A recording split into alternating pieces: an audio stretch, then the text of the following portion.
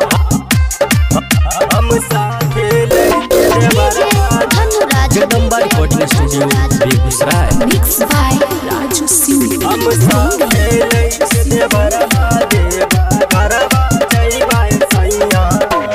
बिहार से सारी मंगाइले कवर में चुनकी सजाइले ए पिया बिहार से सारी मंगाइले कवर में चुनकी सजाइले राजा भेजी दन खाता पर रुपैया हम कांधे लइके कंवरवा देवा घरवा जइबा सैया हम साथे लइके देवरवा देवा घरवा जइबा सैया हम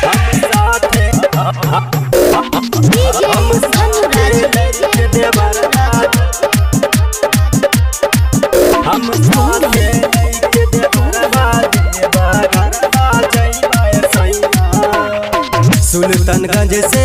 जल उठा के जाइब बाबा के नगरिया हो काके video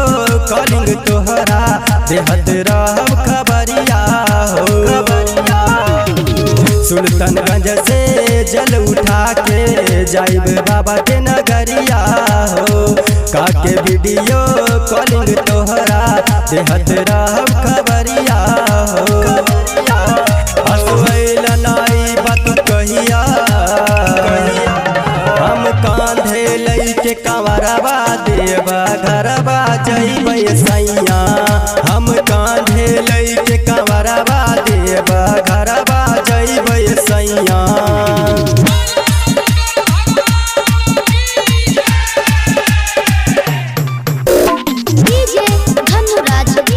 Jagdamba recording studio Begusarai. Mix by Raju Singh. बाबा के कृपा से होई गोदिया में ललनमा हो मान जानी करे पिया मान जा तू सजनमा हो बाबू विवेक संगे संगे देवर अभियस भी जाला हो मान जानी करे पिया मान जा तू सजनमा हो अब मन जत गोविंद के भैया